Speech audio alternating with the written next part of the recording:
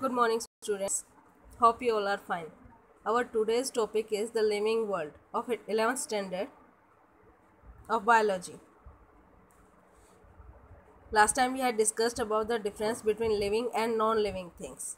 We had discussed some topics like cellular structure, organization, energy, homeostasis, metabolism, growth, and consciousness. Our today's topics are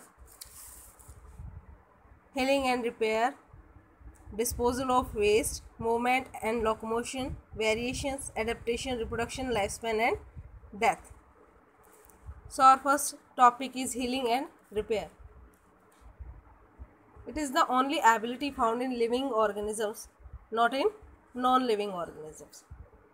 Living beings can repair and heal the broken and injured parts, but non-living can't do this. Our next topic is disposal of waste, means excretion, or we can say the elimination of metabolic waste from body to outside. This capability is also found in living organisms. Waste generated by the living beings are regularly disposed of, but non-livings can't do this. Next, movement and locomotion. Living beings show movements in their parts. Some are able to move from one place to another. This phenomena is known as locomotion. जो living organism होते हैं जब अपनी position change करते हैं, एक जगह से दूसरी जगह जाते हैं तो उसे लोकोमोशन कहते हैं. लेकिन जब उनमें इंटरनल चेंजेस होने लगते हैं, इंटरनल जो पार्ट्स हैं वो मूव करने लगते हैं, तो उसे कहते हैं मूवमेंट. जो लोकोमोशन है वो मोस्टली हमें एनिमल्स में ही देखने को मिलता है. प्लांट्स में लोकोमोशन एब्सेंट होता है क्योंकि वो अपनी पोजीशन चेंज नहीं कर सकते, बट प्लांट्स में मूवमेंट होता है. जाइलम फ्लोएम के थ्रू वो अपना जो फूड मटेरियल है उसको एक पार्ट से दूसरे पार्ट तक पहुंचाते हैं. वाटर जो है उसको एक पार्ट से दूसरे पार्ट तक पहुंचा रहे हैं. गैसेस एक्सचेंज कर रहे हैं, ट्रांसपिरेशन हो रहा है, एक्सक्रीशन हो रहा है. तो ये सारे जो मूवमेंट है ये हमें प्लांट्स में देखने को मिलते हैं, बट एनिमल्स में हमें साथ में लोकोमोशन भी देखने को मिलता है. उसके बाद नेक्स्ट हमारा जो टॉपिक है that is variation. Living beings possess variations and have the ability to evolve with time. Time के साथ इवॉल्व होने की एक एबिलिटी जो है वो सिर्फ लिविंग ऑर्गेनिजम्स में मिलती है, नॉन लिविंग्स में नहीं मिलती. एक्चुअली वेरिएशंस होते क्या है, जो छोटे छोटे चेंजेस आते हैं किसी भी ऑर्गेनिज्म में, लिविंग ऑर्गेनिज्म, वो कलेक्टिवली वेरिएशंस कहलाते हैं. और ये छोटे छोटे चेंजेस जो हमने बात की है, ये छोटे चेंजेस हमारे म्यूटेशन कहलाते हैं. तो बहुत सारे म्यूटेशंस कलेक्टिवली किसका रीज़न बनते हैं, हमारे वेरिएशंस का रीज़न बनते हैं. और बहुत सारी वेरिएशंस कलेक्टिवली इवोल्यूशन का रीज़न बनते हैं. Our next point is adaptation.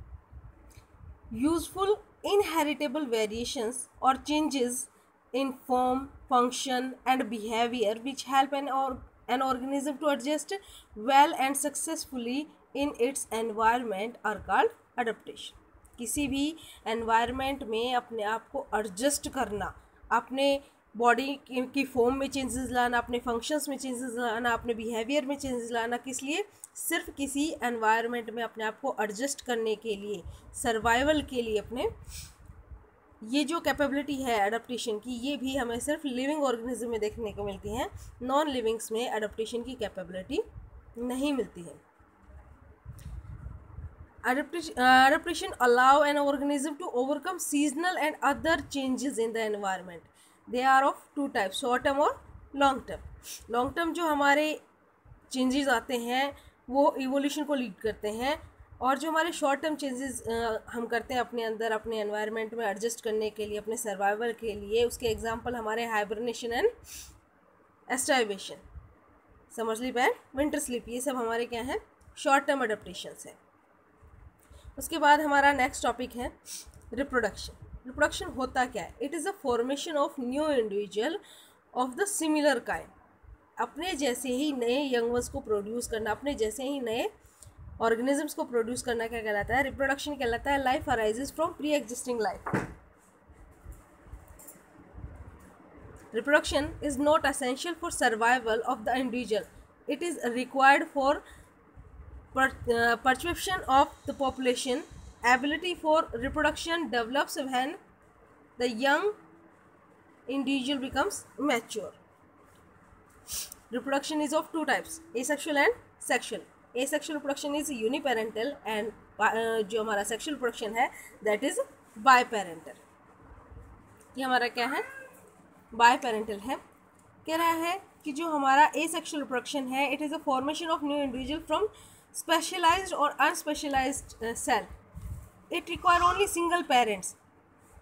It do not require fusion and formation of gametes, but in sexual reproduction fusion and formation of gametes both occurs. जो हमारा asexual reproduction है, it occurs by spore formation, fission, budding, fragmentation, regeneration. There are number of methods by which an organism reproduce asexually. In unicellular organism growth and reproduction are synonyms. दोनों जो है हमारे synonyms कह सकते हैं हम एक दूसरे के, यानी कि growth होने का मतलब यही है कि एक organism दो parts में divide हो रहा है और दोनों एक complete organism की तरह act कर रहे हैं. और reproduction का मीन भी इसमें यही है कि एक organism जो है वो divide करता है दो या दो से ज़्यादा parts में, और हर एक part जो है वो एक organism की तरह behave करता है. उसके बाद हमारा नेक्स्ट टॉपिक जो है that is life span. Every living organism has definite life span of birth, growth, maturity, senses and death.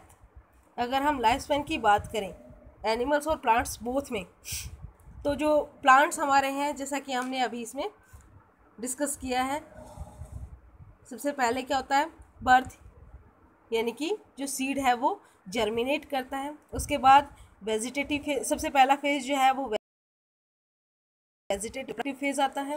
Reproductive phase के बाद जो है सेनेसेंस आती है. सेनेसेंस के बाद डेथ. ये प्लांट लाइफ स्पैन के पार्ट्स हैं. अगर हम एनिमल लाइफ स्पैन के पार्ट्स की बात करें तो सबसे पहला जो फेज आता है दैट इज़ बर्थ के बाद जुवेनाइल फेज. जुवेनाइल के बाद एडोलेसेंस. एडोलेसेंस को हम रिप्रोडक्टिव फेज भी कह सकते हैं. मैच्योरिटी, उसके बाद मैच्योरिटी के बाद एजिंग, एजिंग के बाद डेथ. ये डिफरेंट पार्ट्स लाइफ स्पैन किस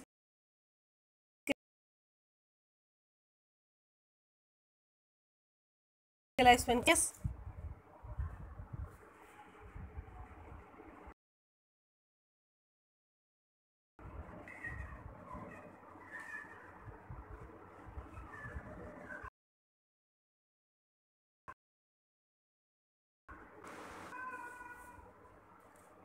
Sorry for interruption. Our last topic is death. The stoppage of various life activities by an organism accompanied by the increase in entropy is called death. So this is our last topic of difference between living and non-livings. Now we are going to discuss about biodiversity. What is biodiversity? The occurrence of variety of life forms differing in morphology, size, color, anatomy, habit, habitats is called biodiversity. Each different kind represent a species. Currently there are about 1.7 to 1.8 million living organisms known to our surrounding. Out of these 1.25 millions are animals and 0.5 millions are plants. The single group of insect contain about 1.0 to 5 million species.